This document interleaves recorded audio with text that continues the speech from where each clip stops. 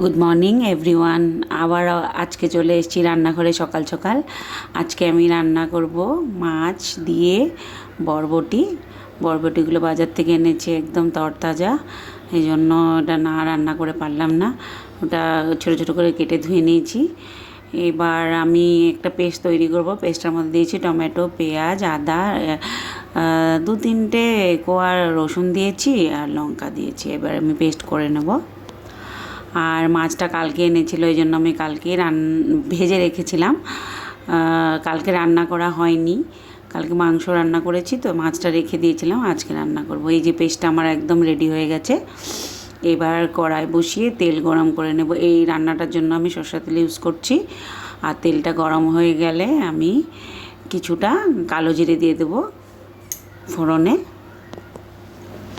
এরপর কালো জিরেটা ভাজা হয়ে গেলে আমি পেস্টটা দিয়ে দেব, যেটা আমি করে রেখেছি গ্রাইন্ডারে। কালো জিরেটা ভাজা হয়ে গেছে, এবার আমি পেস্টটা দিয়ে দেব তেলে। পেস্টটা দিয়ে আমি কিছুক্ষণ কষিয়ে নেব।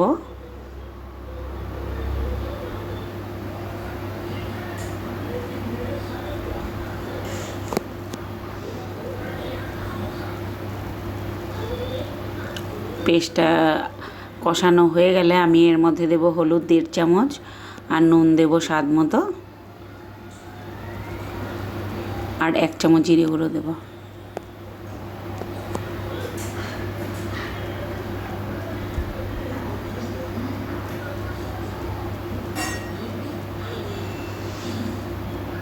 নুন দিয়ে দিয়েছি স্বাদ মতো, জিরে গুঁড়োটা একটু পরে দেব। এবার আমি আবারও কষাবো। এই হলুদ নুনের সাথে মশলাটা আবার কষিয়ে নেব।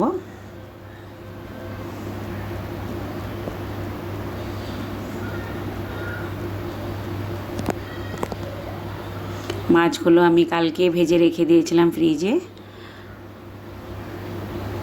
এই যে বরবটিগুলো আমি সুন্দর করে কেটে রেখেছি, কারি পাতা ইউজ করব, কারি পাতাগুলো ভালো করে ধুয়ে রেখেছি। এবার মশলাটা কষানো হয়ে গেছে, এবার কেটে রাখা বরবটিগুলো আমি দিয়ে দেব। দিয়ে কিছুক্ষণ বরবটিগুলোর সাথে মশলাটা ভাজা ভাজা করে নেব।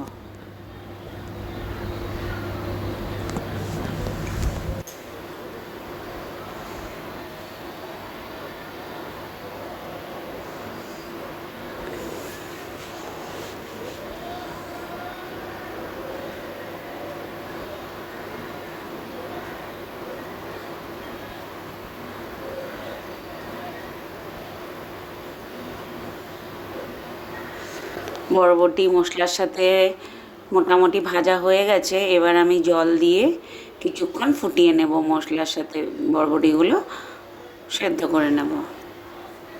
পরিমাণ মতো জল দিয়ে দেব।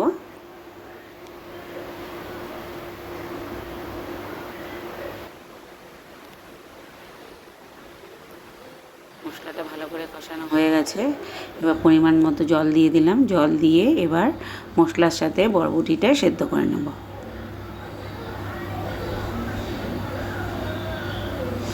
ঝোলটা ফুটে আসলে আমি ভেজে রাখা মাছগুলো দিয়ে দেব।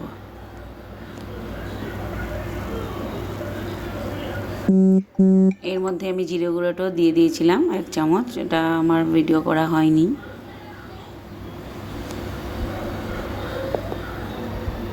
এই যে জলটা ফুটতে শুরু করে দিয়েছে, মোটামুটি হয়ে এসেছে আমার মাছের ঝোলটা। এবার ভেজে রাখা মাছগুলো দিয়ে দেব ঝোলের মধ্যে, দিয়ে ভালো করে মিক্সড করে 2-3 মিনিট আবার আমি ঝোলের সাথে ফুটিয়ে নেব মাছগুলো।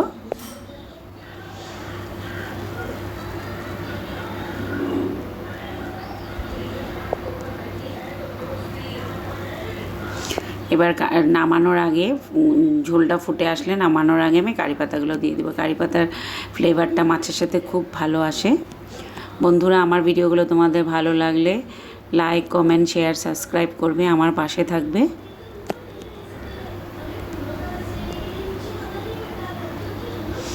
ঝোলটা ভালোভাবে ফুটে এসছে, এবার কারি পাতাগুলো দিয়ে দেবো উপরে।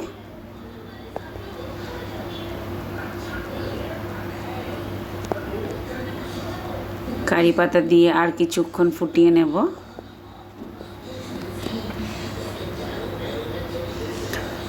এই মাছটার সাথে কারি পাতার ফ্লেভারটা খুব ভালো আসে, খেতে দুর্দান্ত লাগে।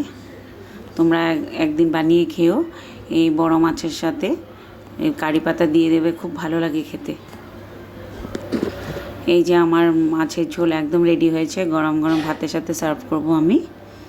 তোমরাও বন্ধুরা একদিন বানিয়ে খাবে, আর কেমন লেগেছে আমাকে জানাবে। ধন্যবাদ, আজকে এই পর্যন্তই।